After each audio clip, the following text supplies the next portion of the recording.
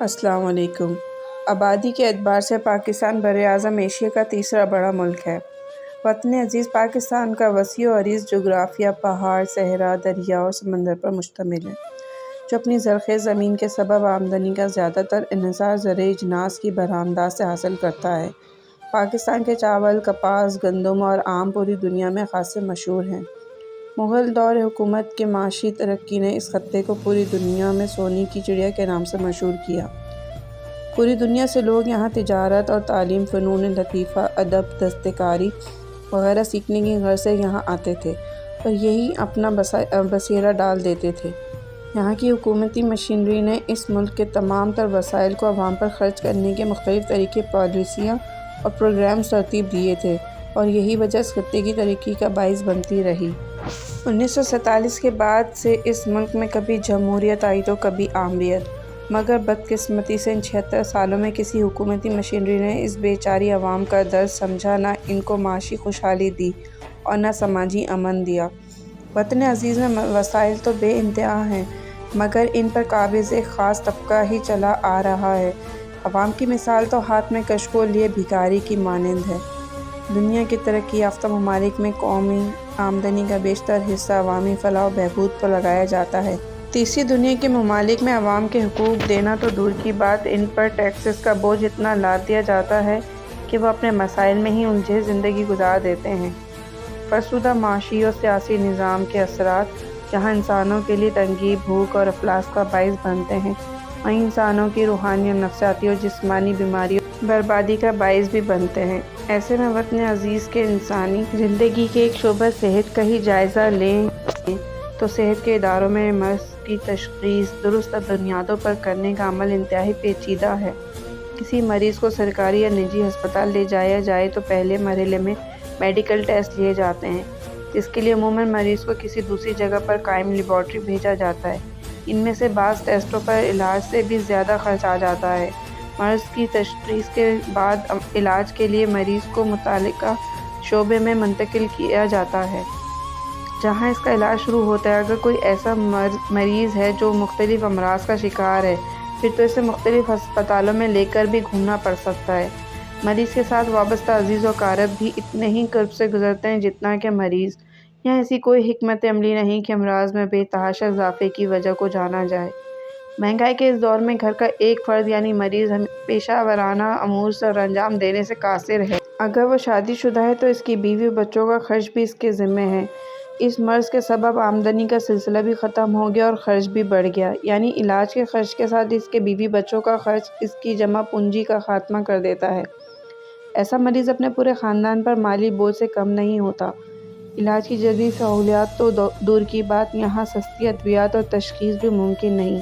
ایسے میں وہ خاندان جو غربت سے نچلے درجے کی زندگی گزارنے پر مجبور ہیں، وقت گزرنے کے ساتھ ایسے مریض کو بوجھ تصور کرنے لگتے ہیں۔ وہ مریض خود بھی اللہ پاک کی ذات سے دعا گو ہوتا ہے کہ وہ اسے اس دنیا میں ہی اٹھا لے تاکہ باقی لوگوں کی زندگی میں سکون آ جائے۔ یہ تو صرف ایک شعبے کی بات ہے، دیگر شعبوں کی حالت زار بھی اس سے کم نہیں۔ قومی نظام اور قومی معیشت سنوارنے کا مطلب یہی ہوتا ہے کہ عام انسانوں کے زندگی میں تبدیلیاں آئیں، انہیں بنیادی حقوق میسر آئیں، ان کی زندگی میں سہولتیں پیدا ہوں۔ درست سیاسی و معاشی نظام میں وہ یہ حقوق اور سہولت انہیں بھیک کی صورت میں نہیں بلکہ ان کا حق سمجھ کر ان تک پہنچائے جاتے ہیں۔ کسی ملک کے وسائل کے اصل مالک اس خطے کے تمام لوگ ہی ہوتے ہیں، نہ کہ چند اشخاص یا چند خاندان۔ آج میرا موضوع گفتگو صرف الیکشن ہے۔ اب سے 48 گھنٹے سے بھی کم وقت میں ملک میں ایک حیاتیاتی واقعہ رونما ہونے والا ہے جو قومی اور صوبائی انتخابات سے عبارت ہے۔ یقینی طور پر ایک خاص وقت میں ملک کا مستقبل تمام میدانوں میں، معیشت کے میدان میں، ثقافتی، سیکورٹی اور صحت وغیرہ سے متعلق مسائل میں اس عمل پر منحصر ہے جو پاکستان کی عوام انشاءاللہ جمعرات کے روز انجام دیں گے۔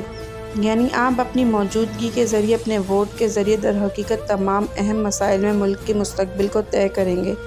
جمعرات کے روز عوام کا بڑا کام سب سے پہلے تو الیکشن میں شرکت اور پھر شرکت کی نوعیت اور انتخابات کی نوعیت کا ہوگا۔ مجھے امید ہے کہ اللہ پاک ہم سب کے دلوں کی، پاکستانی قوم کے دلوں کی ہدایت کرے گا کہ ہم بہترین طریقے سے اس میدان میں وارد ہوں۔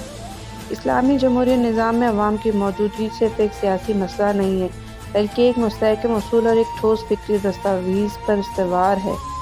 البتہ عوامی موجودگی کے سیاسی فوائد بھی بہت زیادہ ہیں، لیکن ان کے علاوہ ان سے زیادہ اہم اسلامی جمہوری نظام میں عوامی موجودگی کا فلسفہ ہے۔ مطلب یہ کہ اسلامی جمہوریہ میں ایک حصہ جمہوری اور ایک حصہ اسلامی ہے۔ اگر جمہور عوام موجود نہ ہوں گے تو اسلامی جمہوریہ عملی شکل اختیار نہیں کرے گی۔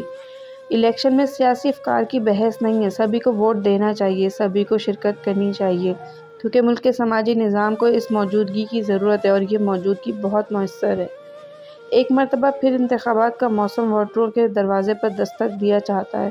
تمام سیاسی مذہبی جماعتوں کے لیڈران اس وقت اپنے کارناموں اور مایوسیوں کا کشکول تھامے ایک دوسرے کو برا بھلا کہنے میں اتنے مصروف ہیں کہ انہیں خبر ہی نہیں کہ دنیا انہیں دیکھ رہی ہے۔ آج تک جتنی بھی مرتبہ ملک میں انتخابات ہوئے، مختلف سیاسی جماعتیں آئیں اور گئیں، خواہ وہ کتنے ہی دعوے اور وعدے کر لیں، مگر اب عوام کو معلوم ہو چکا ہے کہ آئندہ ہونے والے انتخابات میں بھی مایوسی اور محرومیوں کے سوا ان کے ہاتھ کچھ نہیں آئے گا۔ عوام کے نصیب میں لوڈ شیڈنگ، بھوک اور افلاس، تنگ دستی، لاچاری اور بنیادی حقوق سے محرومی ہے۔ ان سیاسی رہنماؤں نے یہی کچھ دینا ہے۔ اس مرتبہ عوام کو انتخابات کے وقت بہت سوچ سمجھ کر اپنے حق کا استعمال کرنے کی ضرورت ہے، کیونکہ عوام ہر مرتبہ دھوکہ کھا جاتے ہیں اور اپنے لیے اور اپنے ملک کے لیے صحیح قیادت کا انتخاب نہیں کر پاتے۔ اب کی بار کاش عوام ذرا ہوش سے کام لیں تاکہ ملک کو صحیح نہج پر گامزن کر سکیں۔ صرف 5 سال کے لیے نہیں، اپنے اور اپنے بچوں کے مستقبل کے لیے صحیح انتخاب کریں اور ووٹ ضرور دیں۔ ویڈیو پسند آئے تو لائک کریں، سبسکرائب کریں، شیئر کریں۔ شکریہ۔